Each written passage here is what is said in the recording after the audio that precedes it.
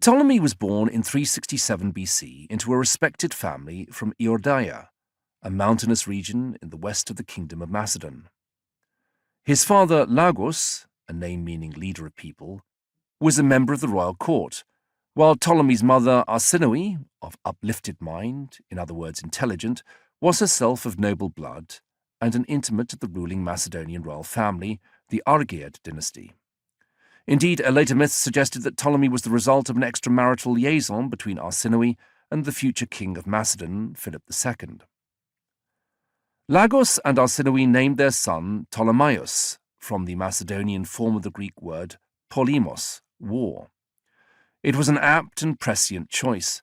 The Macedonian nobility prided itself on its resilience and resolve, and in the years before Ptolemy's birth, his country had already started to flex its muscles, attacking the neighbouring region of Thessaly.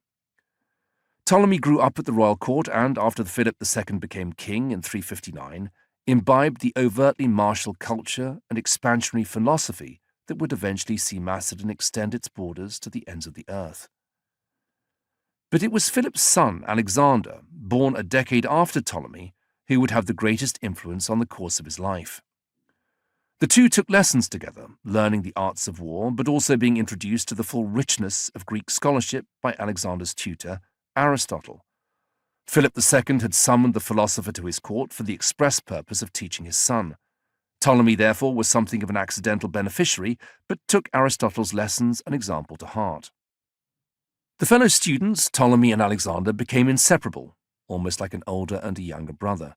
When Alexander succeeded his father as king of Macedon at the age of 20 in 336, he gathered around him a close-knit group of companions, Macedonian men who shared his upbringing, outlook and vision, and on whom he knew he could rely. Ptolemy ticked every box.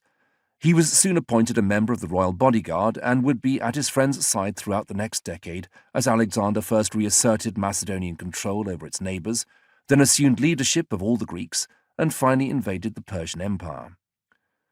Ptolemy accompanied Alexander to Egypt in 332 and continued in his retinue until the very end. In the campaigns of 327 against the mountain peoples of the Hindu Kush, Ptolemy commanded a third of Alexander's army.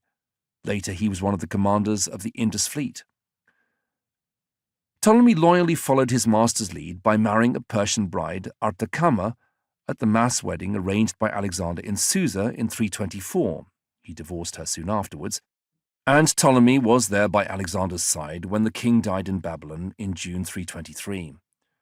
By the time he was in his early 40s, therefore, Ptolemy had studied philosophy with the greatest thinker of the age, learned firsthand the arts of war and empire building from the greatest conqueror the world had ever known, and proved his own worth as a battlefield general. His loyalty to Alexander was never in doubt, but Ptolemy was also politically astute and ambitious for himself.